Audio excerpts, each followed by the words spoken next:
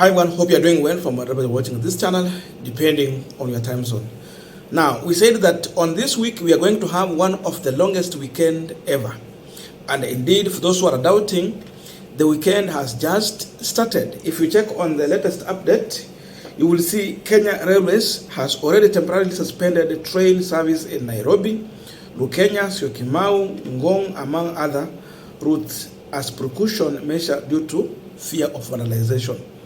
So already people are taking early measures. That means there is no business that will go on. It is all about demonstration alone. And with all this, I have seen Pauline Njoroge trying to share something as far as the issue of Ngina Kenyatta is concerned. There are some goons in the name of traders who wrote a notice to OCS of Mutahi police station notifying the OCS about the planned demonstration at Ngina Kenyatta's home. And this is what she said before we go to the real letter. A group calling itself Nairobi Traders today wrote to the OCS Mutahi police station notifying him that they will hold demonstration at Ngina home in Mutahi. This evening, police officers guarding Ngina's Mutahi and Gatundu homes have been withdrawn. Such juvenile tactic by the government. They keep claiming that Uhuru is financing demos, but they have never shown us a single evidence. It's all talk. What exactly in the demo we have seen so far is Uhuru financing. Can the government give us the evidence of the said finance? But another question is that if there is someone helping people to do demonstration because they have a message to send to the government, what is wrong with that? It is your democratic right. Then after this, Professor Mutahi Ngunyi has a message for William Samoei Ruto. And his message is very clear. Whatever you are doing to Uhuru Kenyatta is the same thing you should anticipate for. If I have a fight with you, how do you bring in my mother into that fight? That's the question. So the same way you want to destroy my mom is the same way tomorrow yours will be also dealt with in equal measure. This is what he's saying. Dear Ruto, crowds are unreasonable. Today they will attack Ngina in Mutahi. Tomorrow they will look for your mother, wherever she will be. No difference between you and Uhuru. If you start this trend, it will not stop. Fight as men and leave our mothers out of it. Peace. It is true. Today, as you fight Ngina Kenyatta, you are in power. Just because you have your own difference with Raila Odinga, and you believe Uhuru is part of that. Uhuru never supported the William Ruto. He did not believe in his ideology. So how do you force someone to support you? The person he believed in was Raila Odinga, and that's the person he supported. Up to now, Uhuru believed that Raila Odinga is his leader. In that way, still, Uhuru is in Azimio coalition. That is a democratic right to each and every individual. For today, it will look fashionable to pay some goons, then turn themselves into traders, masquerade as the traders from Mount Kenya region because they speak Kikuyu, but they are paid goons with a specific duty. Tomorrow it will be someone else. It will turn against you. There will be Kalenjin who will be radicalized to turn against you and view you as their biggest enemy ever. That's what Mutahi Ngunyi is saying. And by the way, I wonder, this is the letter here, just for the record, we want to go through it. But the question we are asking, when demonstration is happening, is it allowed to demonstrate in private individuals' properties? That then is against the law. That is trespass.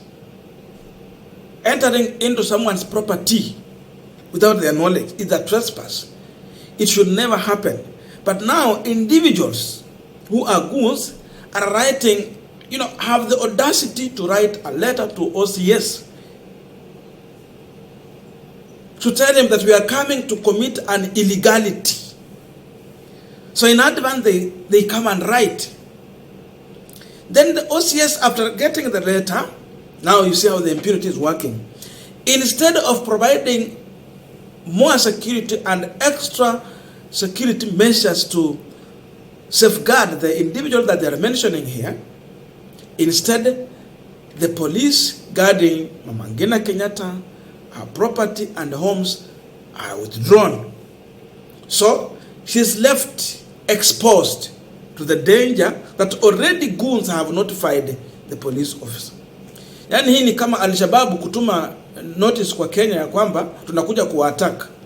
Then instead of Kenya taking extra measures to secure its people, they now even expose them more, so that if Al-Shabaab come, they deal with you once and for all.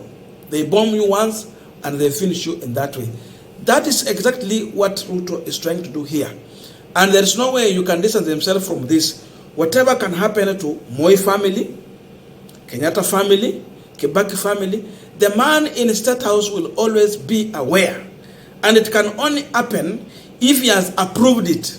So this move, we can conclude on this punchline and say that it has the approval of the president in the Statehouse.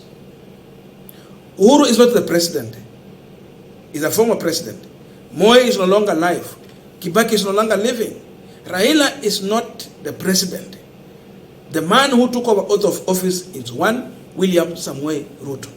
There is nothing that can happen under the water or on land without his knowledge. He is well aware, and the truth that we can confirm here is that then if the police officers have been withdrawn, he is the one planning this as an individual. Hata wacha mambo ya Gachagua ikae kando kabisa. This is what they are saying in this letter here. Nairobi Traders, 18th July 2023, the office commanding station OCS, Muthaiga Police Station, Nairobi. Dear Sir Madam, subject notice of peaceful procession. We trust this letter find you well. We write to formally notify you of the peaceful procession that will be held in Muthaiga on 19th July 2023. The purpose of this procession is to address an urgent concern that has been significantly affected our business and disrupt the livelihood of the local community. Mama Ngina Kenyatta is not the president, nor the member of National Assembly, or the governor, or even an MCA. How is she concerned with the traders' work or their business? Yeye si mbunge, yeye si governor, yeye si president. If there is demonstration here, it should be going to Statehouse to tell William Ruto, you have failed to secure our business. So we come here to protest against this move. We need your security. We need you to address this issue. Mama Ngina Kenyatta yeye ndiye anaamrisha majeshi.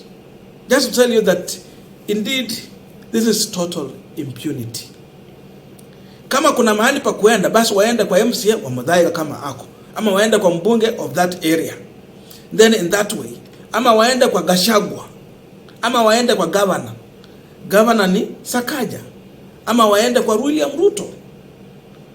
This one tells you this is total madness. So you see the kind of direction Ruto is trying to plant here, that instead of focusing on him as the problem, he shifted so that you look at it as if it is another individual elsewhere. Mama Ngina Kenyatta is a businesswoman. If we talk about people who have employed Kenyans in this country, Kenyatta family comes as number one. Kama naongelea kuhusu wa Kenya. Hata Ruto hayuko karibu hapo. So if we talk about business, this is one of the family that is going to be affected in a huge way. Kama ni mambo ya biashara. So what are you trying to say? What are you trying to say? So we can't read all of this, but it's all about just the impunity really with Mama Ngina Kenyatta and Uhuru Kenyatta.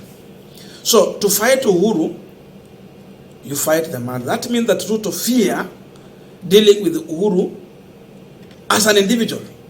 So you go for the soft side. You go for the weak side. You go for his weakest point. It's like going to touch on William Ruto's mother. So Mutahi Ngunyi is telling him today, you are going for Ngina Kenyatta, who is out of politics. She's not in active politics. She's not in a campaign. She's saying nothing during this time. But you are going for her because your target is Uhuru Kenyatta. Tomorrow it will be a mother. It will be a mother. That's true. Today it is Mama Ngina Kenyatta. Tomorrow you will be nowhere in power. The same individuals today you are radicalizing will be the same people who will be turning against you. And the worst for this one, it can turn into the issue, imamba ya tribal politics. Indeed, what Kenya Kwanza is trying to do is to breed this tribal politics back into this country. It is in hatchery. And this is how they are hatching it, exactly. Because once you touch on Mama Ngina Kenyatta, then it will be, who is in power? William Ruto. It will be William Ruto is against the Kenyatta family.